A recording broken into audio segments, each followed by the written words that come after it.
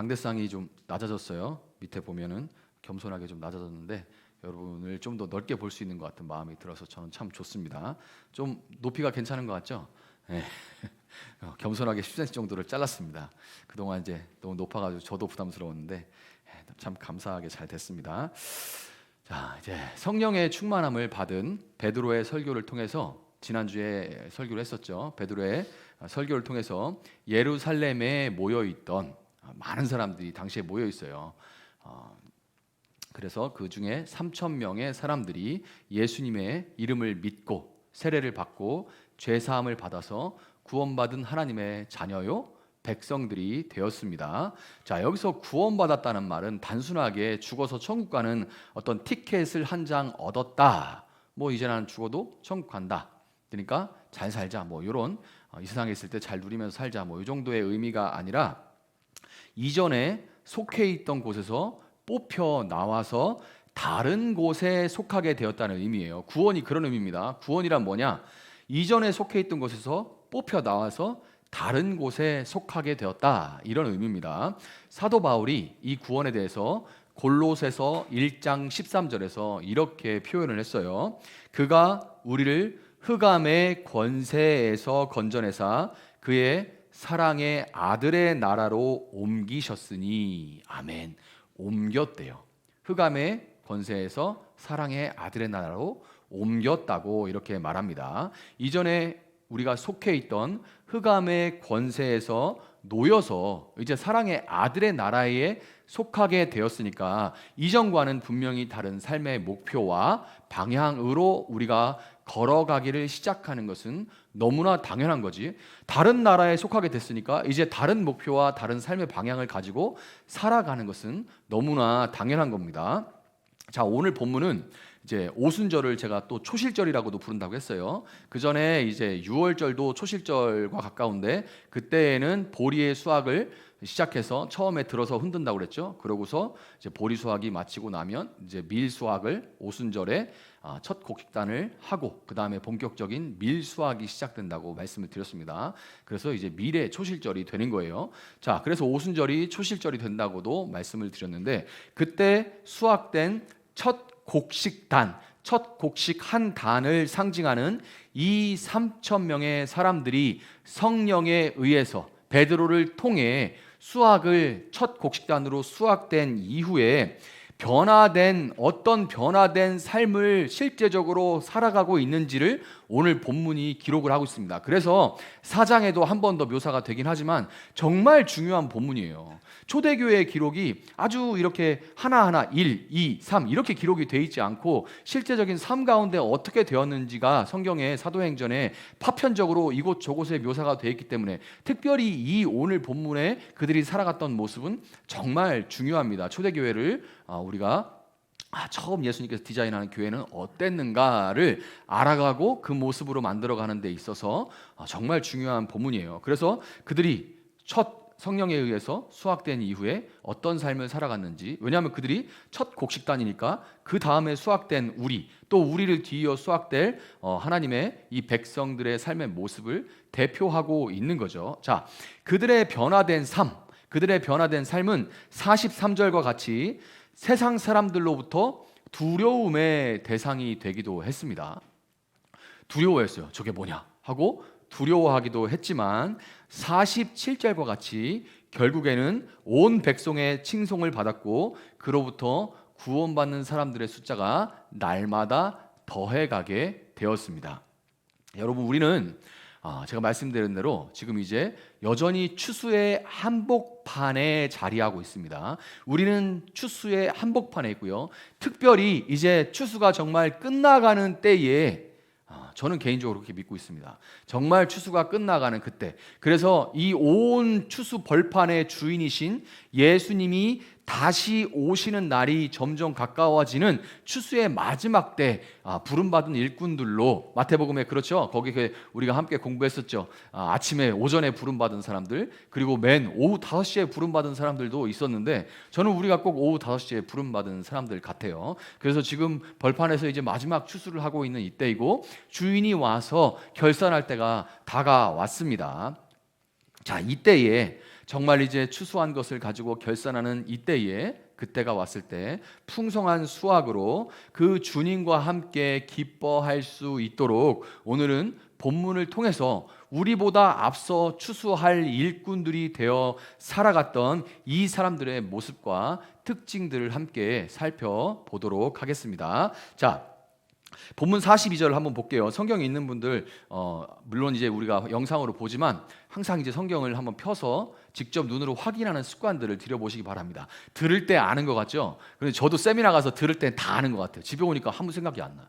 분명히 내가 세미나에서 들었는데, 분명히 열심히 들었는데 근데 몸에 생각이 안 나요. 여러분도 설교 들을 때는 아 그런가 보다, 내가 다 안다라고 생각하죠. 근데 눈으로 내가 직접 그 말씀을 보고 이게 한 번 더 새기는 것은 정말 다른 이야기입니다. 그래서 꼭 성경을 펴서 확인해가는 그런 습관을 들여보시기 바라요.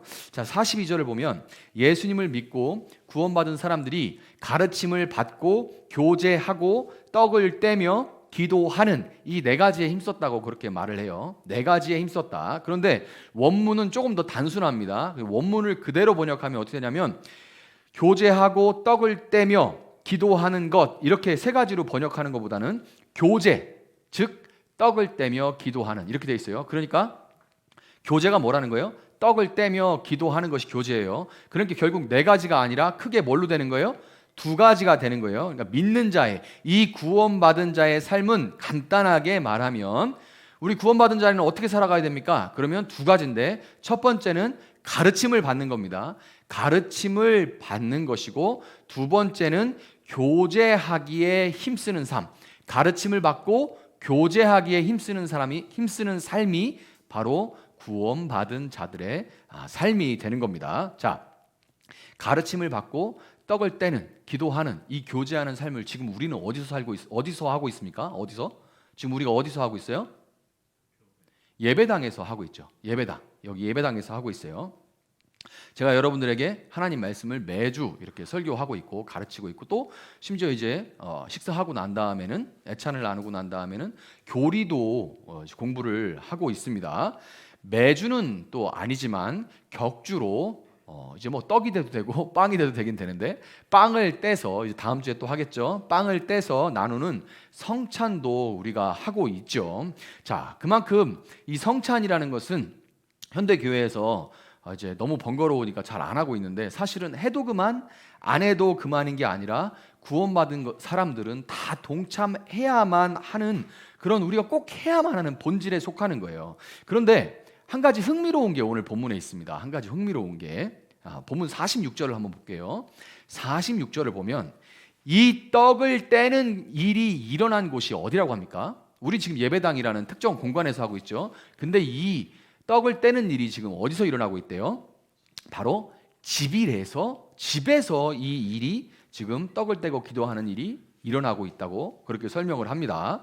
자, 떡을 떼는 이 성찬, 함께 먹는 이 성찬은 그 성찬에 참여하는 사람들이 예수 그리스도의 찢긴 살과 흘리신 피로 인해서, 이제 그 살과 피의 동참함으로 인해서 이제 예수 안에서 정말로 한 형제가 또 자매가 되었다는 그 신앙의 고백입니다. 이게 성찬이에요. 그런데 이걸 어디서 했냐니까 집에서 했답니다. 집은 우리가 모이는 이 예배당하고는 또 다른 공간이죠. 집은 정말 우리의 삶의 일부잖아요. 그 집에서 행해졌다는 것은, 집에는 가족이 모이는 곳을 집이라고 합니다. 그래서 그들이 실제로 떡을 떼면서 고백만이 아니라 참으로 한 형제 자매로서 가족이 되어서 공동체를 이루어 살아갔다 하는 그런 의미입니다. 이것을 여러분 분명히 아셔야 돼요. 공동체를 이루어 한 가족으로서 살아갔다라는 의미입니다. 처음으로 예수님을 믿었던 3,000명의 사람들이 여전히 그들은 유대인들이었죠. 그들은 이스라엘에 살고 있는 유대인들도 있고, 또 먼 곳 타지에 갔다가 예루살렘에 이제 지금 명절을 맞아서 온 사람들도 있지만, 그들은 모두 다 유대인들이에요. 다 유대인들인데, 그러니까 매 안식일에 예루살렘 성전으로 모여서 제사를 드렸습니다. 그게 유대인들이에요. 자, 그런데 이제 3,000명은 예수 그리스도를 믿게 됐잖아요. 예수 그리스도는 제사를 다 이제 단번에 영원히 폐지하신 분입니다. 그러니까 자 보세요. 여기 유대인들이 다 모여서 안식일에 제사를 드립니다. 안식일 제사를 드려요. 그런데 3천 명만 엄청나게 그 예루살렘 성전이 크기 때문에 사람들이 많이 모여 있는데 그 중에 3천 명의 이 그룹만 제사를 안 드려요. 그리고 사도들이 그 앞에 서서 가르칩니다. 120여 명의 예수님의 제자들이 당시에 있었기 때문에 그래서 이 120여 명들이 3천 명을 붙들고 그룹별로 막 그 성전에서 모여가지고 예수님의 말씀을 가르치는 거예요. 제사 안 드립니다. 그러니까 처음에는 유대인들이 이제 뭐 당연히 얼굴도 비슷하고 이제 말도 비슷한 말을 쓰고 그리고 예루살렘 성전에 모였으니까 다 같은 우리와 같은 유대인이라 이렇게 생각을 했겠지만 시간이 한 주 한 주 지나가면서 이상하다고 생각을 하겠죠. 얘들 이상하다. 얘들 이상해. 그리고 심지어 그 모임이 끝나고 나면 성전에서 모이는 그 안식일의 모임이 끝나고 나면 그걸로 그냥 흩어지는 것이 아니라 다 삼삼오오 모여가지고 각자의 집으로 돌아가서 예루살렘 이 이스라엘에 살고 있는 유대인들이 자기 집을 다 오픈해가지고 이제 멀리서 온 이방에서 온 디아스포라 유대인들을 자기 집들로 초대해가지고 거기서 한 가족을 이뤄서 떡을 떼면서 함께 교제하기를 힘쓰게 된 거예요. 이런 모습은 유대인들에게 원래 없던 겁니다. 그러니까 이제 가만 보는 거예요. 이상한데 쟤들 뭐지? 이렇게 사람들이 이상하게 생각을 하기 시작했어요. 니들은 정체가 뭐냐? 이렇게 물어보기 시작하는 거죠. 니들이 믿는 건 우리하고 다른 것 같은데, 니들이 말하는 건 우리하고 다른 것 같은데, 이렇게 생각하기 시작하는 거예요. 자, 사람은 항상 다른 것이 있으면 거부감이 생겨나기 시작합니다. 다른 것이 이렇게 밀려오면 거부감이 생겨나게 돼 있어요. 저항이 일어나기 마련입니다.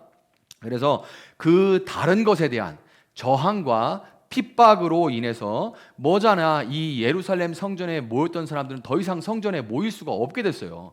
그냥 내버려 두질 않는 겁니다. 저것들 이단이야, 저것들 이상해 라고 얘기하기 하기 시작하는 거죠. 저것들 무슨 살과 피를 먹는데 막 이렇게 되는 거예요.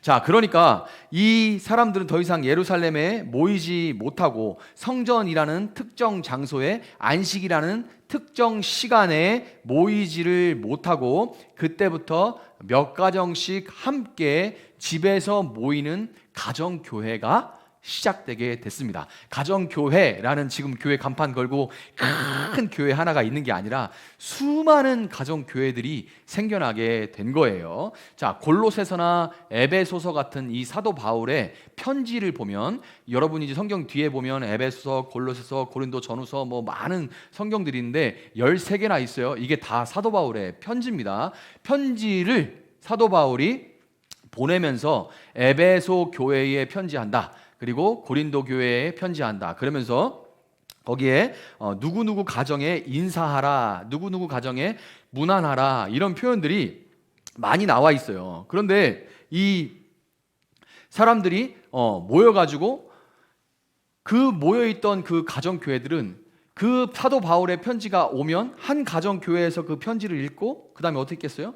그 편지를 다른 교회에 이제 가정에서 모이는 곳에 이렇게 보냈겠죠. 그래서 여기서 다 읽고 나서 저 가정교회에 또 보내서 그 가정교회에서 다 읽고 그러니까 한 예수님의 말씀을 모든 교회들이 다 보고 가르침을 받는 거예요. 그리고 그곳에 모여서 떡을 떼면서 함께 기도하고 교제하는 일들이 일어났던 겁니다. 그러니까 가정교회 하나하나는 그냥 어떤 큰 교회 하나의 하부 조직이 아니라 그 자체로서 이미 온전한 주님의 교회였던 것이고 그 교회들을 통해서 예수님은 믿는 자의 숫자가 구원받은 자의 숫자가 날마다 더해 가도록 만드셨던 것입니다. 자, 당시에는 120여 명의 사람들이 있었지만 120명의 사람들이 교회를 이렇게 예루살렘 성전에 모여있던 사람들 3천 명을 가르치다가 그러다가 이제 나중에 가정교회 하나하나로 모여지게 됐다고 했죠. 시간이 지나면서 지금 우리도 보면은 이제 그 3천 명의 사람들보다 지금은 더 많은 사람들이 더 많은 지역에 흩어져 있기 때문에 믿는 사람들이 그래서 이제 120명의 사람들로 감당을 할 수가 없어요. 그래서 지금은 각 예배당에서 목사들이 주의 말씀을 가르치고 있습니다. 그렇죠? 여러분이 지금 세종나비교회에 와 있고 또 다른 교회에도 가서 거기서 목사들을 통해서 이제 하나님 말씀을 배우고 있습니다. 그런데 이것만으로 예배하고 하나님 말씀을 배우는 것만으로 교회라고 할 수는 없잖아요. 부족하잖아요. 지금 제가 말씀을 드렸는데 가르침을 받는 것 이외에 떡을 떼고 기도하는 이 교제가 함께 있어야 된다고 말씀을 드렸어요. 그래서 이 우리가 세종나비교회에 모이지만 이 말씀을 가르치고 예배하는 것만으로 부족하기 때문에 그래서 우리도 교제를 위해서 예배 후에 밥도 먹고 작은 교회임에도 서로 잘 알지 못하는 사람들이 있기 때문에 제가 분기별로 나눠서 나삼기도 지금 운영을 하고 있는 거예요. 이 요소가 지금 교회에 너무나도 본질인데 제대로 되지 않고 있기 때문에 교회가 제대로 교회이지 못하기 때문에 이런 지금 뭐 밥을 먹고 이런 나삼기 같은 걸 하고 있는 거예요. 또 우리 교회뿐만이 아니라 다른 교회들은 셀이나 다락방이나 목장이나 뭐 이런 등등의 이름으로 335 모이는 소그룹을 운영하고 있기도 합니다. 다른 교회들도 다 그런 소그룹에 대해서 여러분이 얘기를 들어보셨을 거예요. 그런데 이 우리가 오늘 본문에서 볼 수 있는 이 가정교회의 모습과 우리가 오늘날 경험하는 뭐 우리 교회를 포함한 다른 교회들이 운영하고 있는 그런 소그룹들의 결정적인 차이점이 하나 있습니다. 오늘 본문에서 보여지는 그런 가정교회들과 그리고 오늘날 우리가 경험하는 모여서 여기 예배당 안에서 특정 장소에서 특정 시간에 모여서 같이 뭐 예배 드리고 가르침을 받고 그리고 여기서 뭐 밥 먹고 흩어지고 하는 그 정도의 이런 모습과 다른 결정적인 차이가 있어요. 자, 오늘날의 교회에서 교제라는 것은 그저 교회에서 권면하는 하자니 불편하고 얻는 것도 그닥 없는 것 같은데 안 하자니 뭔가 눈치가 보이고 혼자 좀 이제 너무 혼자 소외되는 것 같은. 그래서 이제 좀 작은 교회들은 그게 불편한 분들도 있죠. 큰 교회 가서 그런 교제를 아예 안 하고 그냥 딱 가가지고 예배만 딱 드리고 싹 빠져나오는 이거를 이제 추구하는 그런 사회가 됐어요. 작은 교회는 그러지 못해가지고 오히려 좀 불편해하는 그런 이런 현실이 되었죠. 자, 그런데 대부분 교회들이 이렇습니다. 소그룹이라는 것은 하자니 불편하고 안 하자니 뭔가 찜찜한 요런 교회 운영 프로그램이나 아니면 교인 관리 프로그램이 되어 버렸어요. 그런데 이 성경에 등장하는 가정교회는 교제를 통해서 예수 안에 한 가족으로서 함께 경험하는 이 공동체성을 그때 우리가 함께 경험하는, 함께 느끼고 체험하고 경험하는 이 공동체, 우리가 정말 하나구나, 우리가 정말 주 안에서 가족이구나. 싸움이 혹시 일어날 수 있어요. 근데 여러분 가족 안 싸웁니까? 저 어제도 우리 딸하고 싸웠는데요. 가족들 싸워요. 그런데 그 가족이 싸웠다고 완전히 흩어집니까? 그러지 않죠. 다시 화해도 하고 이런 일들이 그래서 끊어질 수 없는 가족이라는 거잖아요. 이 가족이 정말 됐구나라는 것을 우리가 이 공동체성을 경험하는 것을 진정한 교회의 정체성과 본질로 여겼다는 거예요. 이게 결정적인 차이입니다. 그러니까 이게 그냥 교회의 프로그램이고 이 교회 세종나비교회라는 교회 아래 하부 조직으로 교인들 관리하고 그리고 좀 이렇게 서로 알아갈 수 있도록 하는 이 정도의 그런 프로그램 정도가 아니라 이 자체 교회 자체를 교회의 정체성, 교회의 가족 공동체로서의 공동체성을 교회의 본질이요 정체성으로 여겼다는 거. 그게 없으면 교회는 교회인데 저기는 교회는 좀 소그룹이 약해 이런 게 아니고 그게 없으면 교회가 아닌 걸로 여겼다는 거예요. 이해가 가시죠? 자, 그렇다면 이 프로그램이나 흉내내기에 불과한 교제와 이제 현대 오늘날의 이런 교회들과 떡을 떼면서 예수 그리스도 안에서 온전히 하나 된 공동체성을 누리는 참된 오늘 본문에 나오는 이 가정교회의 이 차이점, 결정적인 차이점이 무엇일까 한번 보도록 할게요. 그 차이점이 어디서 나오는지 44절 45절 한번 볼게요. 44절 45절은 믿는 사람이 다 함께 있어 어떻게 했다고 해요? 모든 물건을 서로 통용하고 또 재산과 소유를 팔아 각 사람의 필요를 따라 나눴다 이렇게 말을 합니다. 이렇게 이것이 결정적인 차이라고 이렇게 지금 말을 하고 있는 거예요. 재산과 소유 이거는 뭐예요? 사유재산이죠. 내 필요를 위한 내 재산, 내 필요를 위한 내 것이 바로 이 사유재산이에요. 그런데 하나 된 가족 공동체는 내 필요보다 내 가족의, 내 사랑하는 사람의 필요를, 다른 사람의 필요를 내 필요보다 더 크게 보고 그것을 채우는 공동체였다고 이야기를 하는 거예요.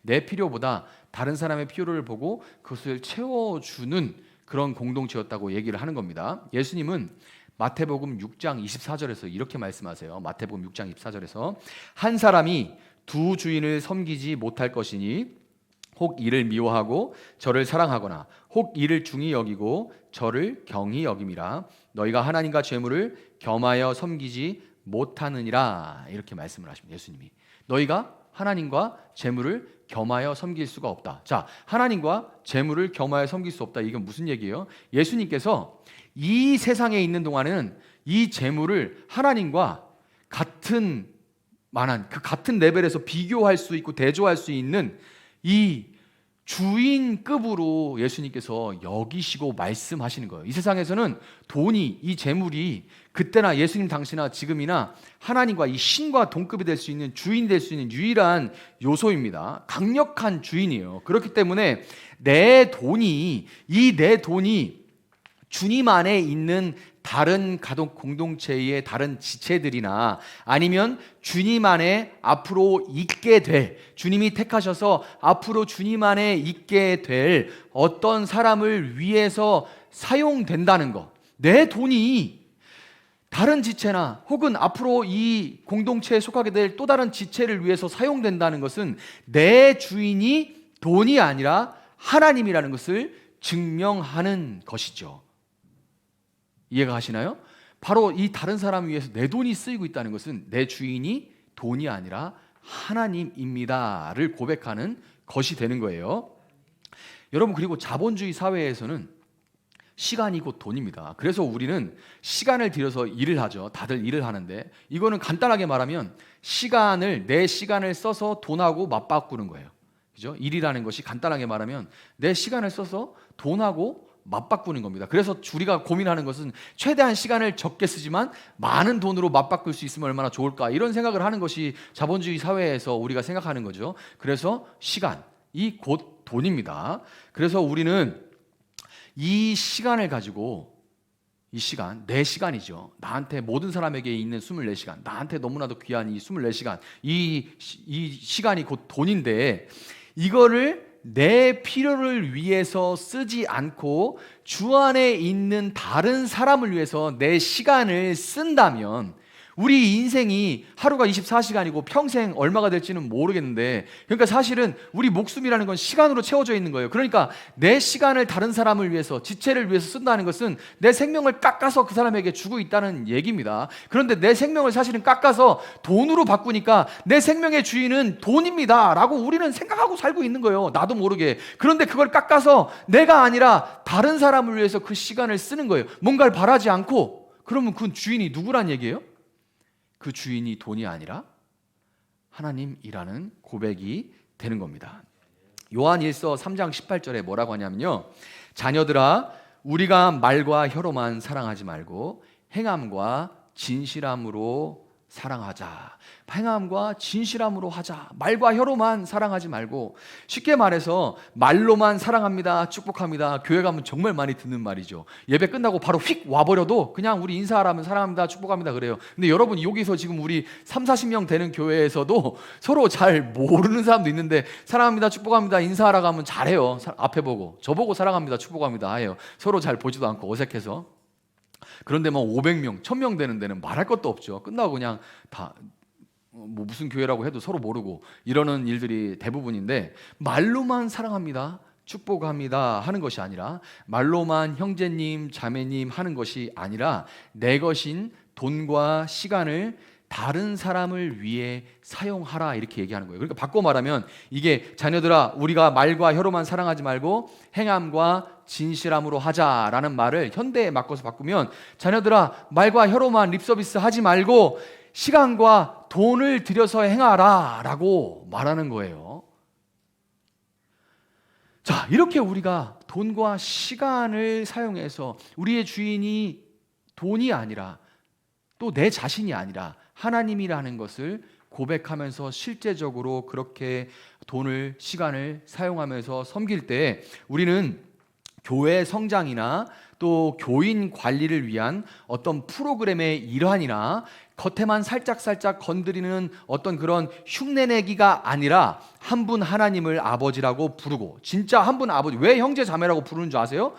저도 사실은 말씀을 전하는 위치에서 목사라는 직분을 가졌을 뿐이지 여러분에게 형제 저는 자매는 아니죠. 저는 여러분의 한 형제예요. 왜? 우리는 한 분 아버지, 하나님을 아버지로 두고 있기 때문에 나이와 관계없이, 밖에서의 어떤 배경과 관계없이, 밖에서 내가 돈이 얼마나 많은지, 사장님인지 회장님인지 아니면 무슨 일을 하든지 다 한 형제가 되는 거예요. 왜? 한 분 아버지를 하나님으로 부르기 때문인 겁니다. 그래서 그럴 때만 내 돈과 시간을 함께 다른 사람을 위해 사용할 때만 우리가 한 분 하나님을 아버지라 부르는 형제 자매가 되는 거고, 예수님을 주님으로 모시는, 예수님을 나의 주님이라고 부르는 한 가족으로서 사랑의 공동체를 이루는 교제를 나눌 수가 있게 되는 겁니다. 저는 이번 한 주에 하나님 나라 복음으로 교회 세우기, 그 세미나 이름이에요. 자, 일명 줄여서 하나복이라고 하는 세미나에 참석을 했는데요. 마침 이번 주 본문에도 등장하는 이 가정교회, 참 신기하죠? 이번 주 본문이 가정교회인데 하나복 세미나는 가정교회에 대해서만 배우는 건 아니지만 하나님 나라에 대해서 공부를 하지만 특별히 이 가정교회에 대해서 많이 시간을 할애해서 가르치는데요. 그 가정교회에 대해서 배우고 싶어서 특별히 참석을 했습니다. 이 세미나의 강사인 김영국 목사님은 2001년에 나들목 교회라는 교회를 개척을 했고, 그리고 본인이 60세가 되던 지난 2019년에 교회를 5개로 분립하고 깔끔하게 은퇴하셨어요. 나한테 은퇴하니까 은퇴비로 얼마 줘라 이런 거 없이 그냥 깔끔하게 교회를 5개로 분립하고 그러고 은퇴를 하셨습니다. 저도 그런 걸 몰랐다가 이번에 이제 알게 됐는데, 본인이 뭐 자랑해서 그런 게 아니라 이제 거기 있다 보니까 이제 알게 됐는데, 그렇게 뭐 60세 은퇴하시 이런 거를 이번에 알게 됐어요. 근데 제가 사실은 여러분에게 몇 번 말했습니까? 저는 만 60에 하나님께 한국에 들어올 때 이미 약속을 드렸다고 저는 여러분에 말씀드렸었죠. 제 전화번호도 그런 의미라고. 그래서 정말 60에 그렇게 교회를 분립하고 깔끔하게 떠나셨다는 얘기를 들으면서 너무나도 놀랐어요. 내가 정말 꿈꾸고 있는 일을 이분은 이미 이루신 분이 있구나. 정말 해 아래 새로운 곳이 없고, 정말 이분에게 한번 어떻게 그렇게 교회를 섬기셨는지, 교회를 어떻게 키웠는지 이런 게 아니라 어떤 마음으로 그렇게 해오셨는지를 배우고 싶다라는 말이 진심으로 생겼어요. 근데 그분이 이런 말씀을 하셨습니다. 처음부터 꿈꿔왔던 교회의 모습에 대해서 한마디로 말을 하라고 하면 이렇게 생각했다고 하더라고요. An ancient but contemporary church. 이건 무슨 얘기냐면 ancient, 오래된 교회, contemporary, 그렇지만 동시대의 교회. 그러니까 오래됐지만 현대적인 교회라고 내가 그리는 교회. 내가 그리지만 사실 하나님께 받은 교회인 거죠. 그렇게 교회를 꿈꿨다고 합니다. 가르침을 받고 교제하는, 교제의 가장 구원받은 사람들의 모임인 교회에서 제일 중요한 게 뭐라겠어요? 가르침을 받는 거, 그리고 교제에 힘쓰는 거라고 했습니다. 이 교회의 속성을, 이 오래된 속성, 여기에서 벗어나면 교회가 아닌 거예요. 사회운동 할 수 있습니다. 그것만 하면 그건 교회가 아니에요. 무슨 얘기인지 아시겠죠? 좋은 일들 많이 할 수 있습니다. 혁명적인 일도 할 수 있어요. 그것만 하면 그건 교회가 아닌 거예요. 자, 이 오래된 교회 성경에 나오는 이 속성을 그대로 가지고 있지만 이 시대의 옷을 입고 있는 그런 교회를 꿈꿔 오신 거예요. 이 나들목 교회에, 가정교회에 이런 일이 있었다고 합니다. 한 청년이 이제 직장 생활을 하는데요. 여러분들도 이제 지금 직장 생활을 하는데 그런 직장들 있죠. 근무 조건이 너무 열악해서 이 가족 공동체 한 10명, 12명 정도 되는 정말 가족으로 살아가고 있는데, 그 중에서 한 청년이 그렇게 새로 직장을 다니는데 너무 근무 조건이 열악해가지고 사람이 죽어가는 게 보이는 거예요. 막 쉬지도 못하고 계속 일을 하고 그 사람만 뺑뺑이 돌리고 막 이러니까 이제 막 빼짝빼짝 마르고 사람이 이제 정말 막 망가져가는 게 공동체들에게 보인 겁니다. 그때 그 형제가 속한 가정교회에서 그 청년에게 뭐라고 했다고 하냐면, 좀 많은 말들이 세미나에 뭐 3박 4일 동안 많은 얘기를 들었는데 이 얘기가 참 마음에 와닿는데, 이렇게 얘기를 했다고 해요. 그 청년에게, 아무개야, 너 직장 그만둬라. 그러다가 진짜 죽겠다, 큰일 난다. 우리가 1년 동안 너 월급을 줄 테니까, 우리가 모아서 너 월급을 줄 테니까 그만두고 함께 기도하면서 다른 직장 찾아보자. 이렇게 얘기를 했대요. 이게 가능한 일입니까? 근데 이렇게 얘기를 했대요. 근데 이 말에 이 청년이 힘을 얻은 겁니다. 이게 돈이라는 게 나가 이 일 안 하면 또 어떻게 사나 이런 생각 때문에 못 그만두고, 그러다가 요만큼 양보하면 또 이만큼 계속 양보를, 세상에서는 너를 아예 죽을 때까지 난 널 착취할 거야, 이런 구조가 돼 있지 않습니까? 물론 조건이 좋은 그런 데도 있지만 그렇지 않은 데가 참 많죠. 네. 그래서 거기서 계속 그렇게 밀려오면서 자기를 막 완전히 깎아먹고 있었는데, 이 공동체에서 이 얘기를 듣고 이 청년이 직장에 가서 당당하게 상사를 찾아가서 근로 조건이 이러이러한데 좀 개선해 주십시오. 더 이상 못하겠습니다. 이렇게는 못하겠습니다라고 요청을 했다고 해요. 근데 그때까지 그냥 가만히 있다가 그렇게 당당하게 요청을 했는데, 그 관도도 나는 우리 가족이 있다라고 믿고 배짱을 가지고 얘기를 한 거죠. 그런데 감사하게 상사가 그 청년의 요구를 받아들이고, 그로 인해서 가정교회는 큰 기쁨을 누릴 수가 있었다고 합니다. 이런 일이 여러분 정말로 예수 안에서 내 사랑하는 가족이라고, 내 아들 또 내 형제 이렇게 여기고 있기 때문에, 이런 공동체였기 때문에 이런 일이 일어나는 거지, 세상에 이런 일이 어떻게 일어날 수가 있습니까? 요즘 세상에서, 이 세상에서는 가장 귀한 물질을 아낌없이 나눌 수 있는 가족 공동체이기 때문에 이 정도가 되는, 돈만 얘기하는 게 아니에요. 이 세상에서 주인인 가장 귀한 이 돈을 그렇게 내 것이 아니라 사랑한 내 가족을 위해서 당연하게 쓴다, 이 사람을 사는 게 중요하다라고 생각할 수 있는 그런 공동체에서는 내 연약함과 죄성까지도 고백하고 나눌 수가 있는 것은 당연합니다. 죄와 유혹에 우리가 맞서 싸워요. 그렇지만 자주 넘어지는 삶을 솔직하게 진솔하게 나눠도 가족으로서 그 허물이 절대 나가지 않는다는 서로에 대한 신뢰가 있을 때, 이게 진짜 가족이 아니면 내가 오늘 내 아픈 얘기하면 다 돌아가지고 자기한테 다시 돌아옵니다. 이게 교회의 특성이죠. 소위 뭐 이렇게 좀 어려운 얘기, 아픈 얘기 하고 나면 밖에 나가서 다 기도 좀 부탁할게요 하고 누구한테 가서 기도해 주세요라고 말하는 그런 명목으로 그런 얘기를 다 해요. 그래서 막 얘기해 돌아 결국엔 자기 귀로 돌아옵니다. 그러면 정말 환멸을 느끼죠. 이게 뭐 서로 흉보고 이거 뭐 이런, 그러면 다시는 그런 모임에 이제 공동체에 속하지 않게 되게 돼 있어요. 그게 어떻게 공동체입니까? 흉보는 서로 뜯어먹는 거죠. 그러니까 예배만 드리고 또 오게 되는 그런 경우도 참 많은 거예요. 그런데 정말 그게 아니라 가족으로서, 여러분 가족에 지금 다 그냥 그럴듯하게 살고 있지만 뚜껑 열고 들어가서 그 집안에 들어가 보면 문제들 정말 많죠. 그렇지만 여러분이 그 문제들에 대해서 밖에 나가가지고 우리 아버지가 말이야 하고 막 흉보고 다닙니까? 우리 엄마가 내 동생이 이런 일을 했어 하고 막 흉보고 다닙니까? 아니죠. 왜 안 해요? 왜 안 해요? 가족이니까 안 하는 거예요. 그런 공동체일 때 내 어려움과 죄와 싸울 때 넘어지는 그런 것에 대해서, 죄성에 대해서 고백할 수가 있게 되는 거고, 그 사랑의 교제에서 그 죄와 넘어짐과 내 연약함이 고백이 될 때에 죄의 가장 강력한 능력은 뭐냐면 은밀함입니다. 이 은밀함 때문에 죄가 끊어지지 않는 거예요. 어두침침한 데에서 죄가 대부분 일어나는 것이 어두울 때 일어나죠. 어두침침해서 일어나는데 그게 고백이 되고 그것을 정죄하지 않고 그대로 받아들일 수 있는 공동체가 있을 때 거기에 빛이 비춰지면서 은밀함이라는 강력한 힘이 사라져버리게 되는 거예요. 그래서 죄가 그냥 좀 시시해져 버립니다. 힘을 잃어버리니까 시시해지는 거예요. 그리고 그 죄로 인한 고통을 n분의 1로 나누게 됩니다.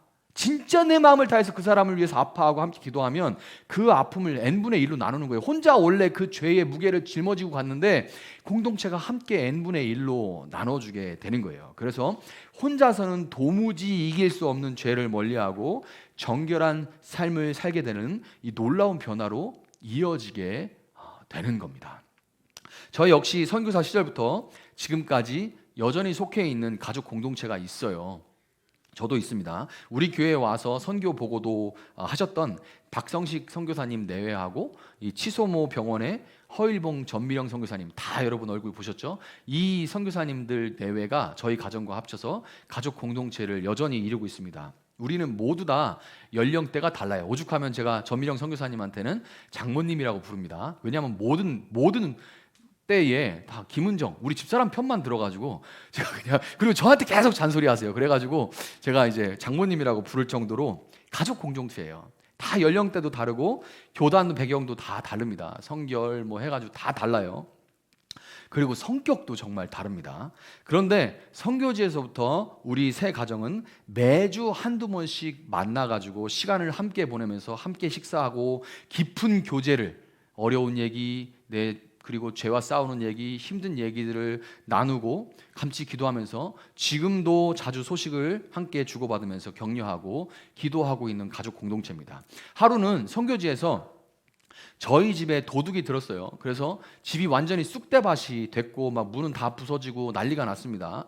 그리고 모든 컴퓨터와 외장 하드까지도 다 도둑을 맞아서 제가 낮에 일하고 밤에 틈틈이 계속 써왔던 그 박사 논문까지도 다 날아가 버린 그런 상태였습니다. 그러니까 뭐 제가 이런 얘기 가끔 하면 한국에 있는 분들은 클라우드에 올리지 그러셨어요. 인터넷이 돼야 클라우드에 올리죠. 진짜 한국 사람들 잘 생각을 못 하더라고요.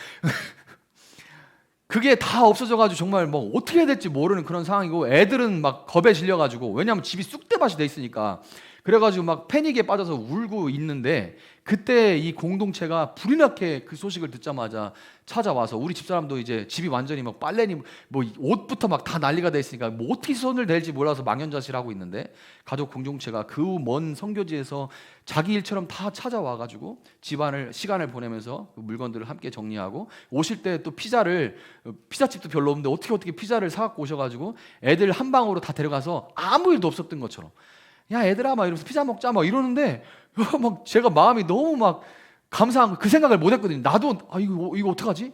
이렇게 이런 상태였는데 애들 먼저 데리고 가셔가지고 피자 먹고서 같이 막 재미난 얘기 막 애들하고 해주시는 거예요.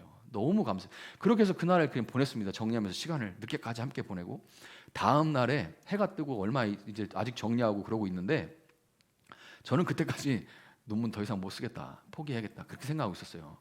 선교지에서 밤에 이렇게 하는 거 너무 무리였어, 포기해야지, 이렇게 생각하고 있었는데, 다음 날 노트북을 사갖고 오셨습니다. 노트북을. 그리고 거기는 하루에 8시간 9시간씩 전기가 나갔는데, 전기가 나가도 계속 공부를 하라고 발전기까지 사갖고 오셨어요. 그 발전해가지고 전기가 있을 때 모아놓는 축전지라고 하죠. 한국엔 절대 필요 없는데 축전지라는 게 있어요. 이거를 사갖고 오셨어요. 그걸 사갖고 다음날 오신 거예요.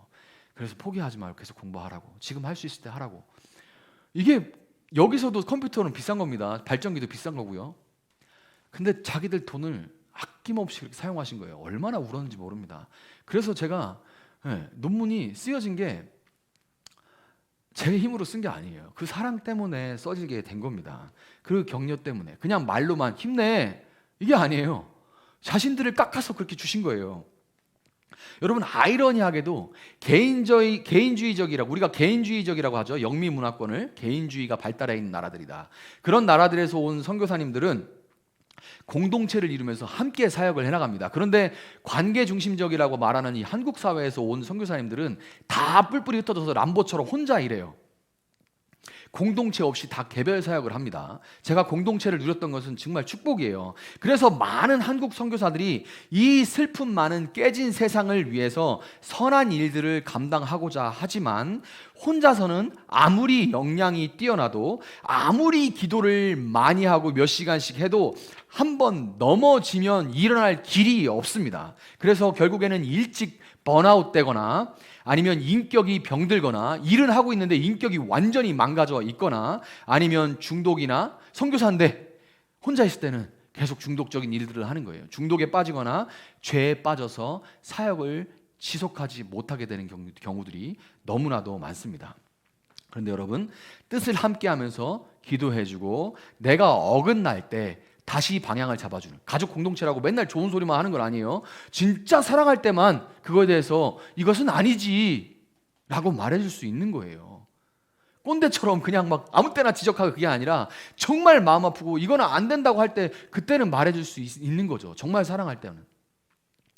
내가 어긋날 때 다시 방향을 잡아줄 수 있는 가정교회에서 누리는 그 사랑의 교제가 있을 때, 우리는 세상과 타협하거나 물들지 않고 하나님께서 내게 또 우리에게 보여주시고 맡겨주시는 선한 사역을 지속하면서 세상을 조금씩 변화시켜 나갈 수 있는 겁니다. 세상은 너무 강한데 나 혼자 맞선다?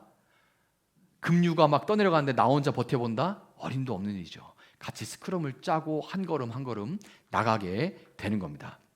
여러분, 우리 교회의 점심 식사 레벨은 어디다 내놔도 빠지지 않을 정도입니다. 오늘도 벌써 이제 냄새가 풍겨오고 있는데, 그런데 여러분, 매달 주보에서 매달 첫 주에 여러분 확인할 수 있듯이 우리 교회의 재정이 크게 줄지 않아요. 그게 재정이 크게 줄지 않고 오히려 조금씩 늘어나는 그런 이유 중에 하나는 애찬에 거의 비용이 들어가지 않기 때문입니다.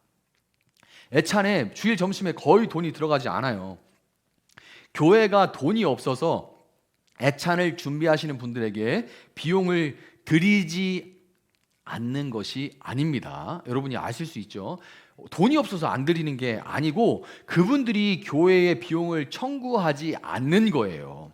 하나님이 부어주시는 그 사랑 때문에 교회 지체들이 맛있게 먹는 것만으로도 돈으로 얻을 수 없는 기쁨을 그분들은 누리시는 겁니다. 맞죠? 네.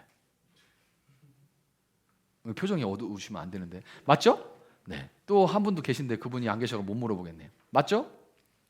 정말 하나님 사랑 때문에 맛있게 먹고 즐거워하는 것 때문에 그걸 돈으로 바꿀 수 없는 기쁨이기 때문에 계속 그렇게 하시는 거예요.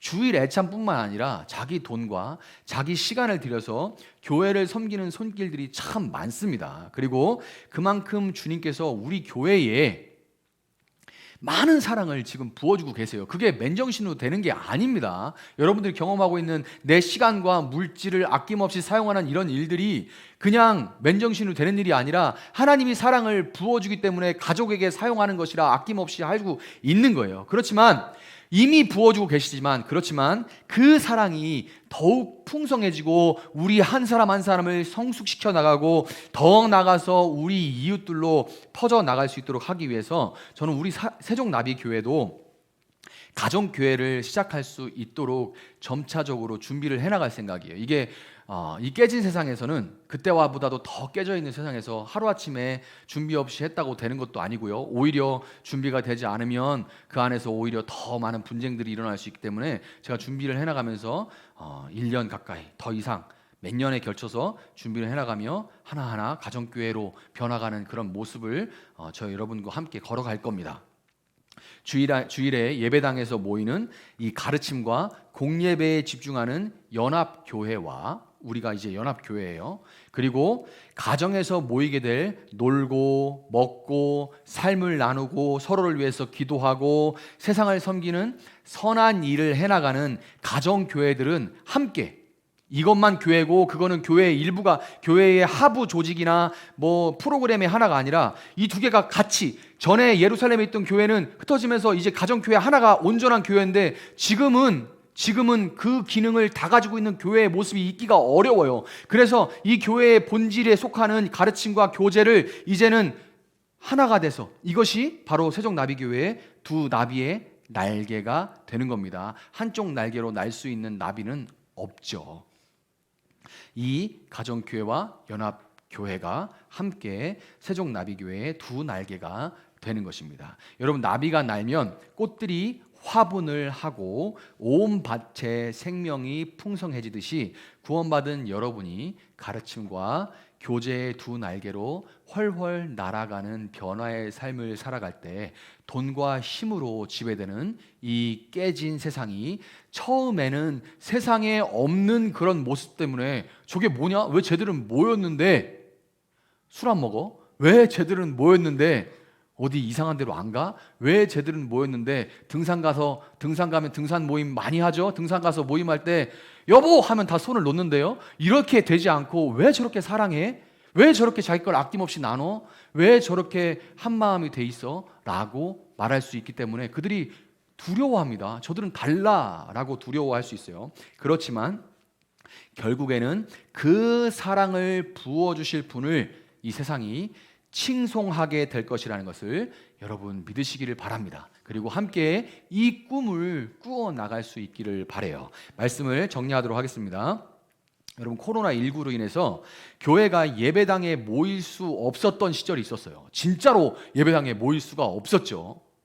지금 우리 교회에서도 그걸 제가 경험을 하고 집에서 혼자 영상 틀어놓고 설교하고 할 때도 있었는데요. 그 전에 인천에 있었을 때는 3천 명이 모이는 교회에서 혼자 이러고 있으면 정말 휑했어요. 3천 명이 모이는 큰 예배당에서 혼자 이러고 방송실만 이제 저를 보고 있고 혼자 이러고 설교를 하면 정말 휑했거든요. 정말 이런 일이 있었습니다. 우리 이제 좀 지나갔다고 언제 그랬나 싶지만 정말 그런 일이 있었어요. 그런데 지금 또 보세요. 코로나19가 재유행을 하고 있죠. 물론 강도는 많이 약해졌지만 재유행을 하고 있고 그리고 안타깝게도 이 깨지고 병든 세상에서 언제 다시 또 다른 팬데믹이 시작될지는 아무도 모릅니다. 분명한 것은 또 올 거라는 거예요. 또 올 거라는 겁니다. 그래서 이렇게 특정 시간에 특정 장소에 모이는 이 예배당의 연합교회 모임이 언제까지 정상적으로 이렇게 진행될 수 있을지는 아무도 몰라요. 다음 주에 당장 셧다운 될 수도 있는 겁니다. 우리는 이미 경험을 했죠. 이 특정 장소와 특정 시간에 모이는 교회의 대안으로 이 메타버스나 증강현실 같은 것들이 이제 대안으로 제시가 되고 있고 온라인 예배도 지금 우리가 드리고 있어요, 상황에. 그렇지만 여러분, 실제로 체온과 배부름과 온라인 100번 드려보세요. 배가 같이 부른가? 오늘 이제 냄새 맡아보니까 만둣국인데 만둣국으로 배가 부릅니까? 100번 메타버스 들어가 보세요.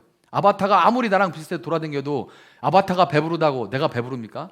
아니죠. 증강현실에서 막 이거 끄고 나 혼자 다른 세상에 들어가서 한다고 해서 배가 부릅니까? 그렇지 않죠. 그리고 옆 사람의 체온을 느낄 수가 있습니까? 옆 사람이 우는 것 때문에 내 마음이 뭉클해서 같이 우는 일이 일어날 수 있습니까? 그 사람이 웃는 것 때문에 내가 전염돼서 함께 웃는 일이, 그래서 한 마음이 통했구나라는 것을 경험할 수가 있습니까? 그래서 결국 이건 어떻게 되냐면 너무 그 대안들이 필요하고 어떤 부분은 이용해야 맞지만, 그러나 페이스북에 좋아요 누르고 좋아요 따봉 막 누르죠. 그리고 카톡에 활짝 웃는 이모티콘을 막 우리가 보내면서 내가 엄청 기분 좋은 것처럼 막 보낼 수 있지만, 그럼에도 실제 현실에서 사람은 너무나 외롭고 두렵고 무기력할 수 있는 것 같이 그 메타버스와 증강현실은 그렇게 돼버릴 수가 있습니다. 이러한 시절에 저는 우리 교회가 예배당에서 모이는 교회로서만이 아니라 성령 안에서 말과 혀가 아니라 행함과 진실함으로 사랑의 교제를 나누는 가정교회로도 세워져 갈 수 있도록 가르치기를 힘쓸 겁니다. 이거는 가르쳐야 되는 거예요. 하루아침에 되는 게 아닙니다. 예수님도 제자들을 3년이 넘도록 목숨 바쳐 가르쳤기 때문에 그 이후에 성령을 받은 다음에 공동체가 되기 시작한 거지, 예수님도 3년이 걸렸어요. 그래서 내일 당장 선포하고 다음 주부터 우리는 가정교회, 이게 되는 게 아닙니다. 그렇게 한다는 얘기가 아니에요. 저는 전심을 다해서 여러분에게 왜 그렇게 해야 되는지, 어떻게 해나갈 건지를 나누면서 가르쳐 갈 겁니다. 온 힘을 다할 거예요. 그래서 당장 다음 주에 셧다운돼도 우리 교회는 아무 문제가 없도록 그렇게 만들어 갈 겁니다. 서로 제가 목사가 안 된다 할지라도 여러분들이 각자 자리에서 다 가정교회로 든든히 서갈 수 있고, 제가 사도 바울처럼 편지만 보내도 다 그걸 돌려보면서 서로 거기서 예배를 다 드리고 떡을 떼면서 교제할 수 있는 그런 공동체들로, 그런 공동체들을 만들어 가기를 꿈꾸고 있습니다. 여러분 역시 우리 세종나비교회가 하나님을 찬미하며 또 온 백성에게 칭송을 받아 구원받는 사람이 날마다 더해가는 그런 꿈을 꾸며 우리가 함께 세워져 갈 수 있기를 예수님의 이름으로 축복합니다.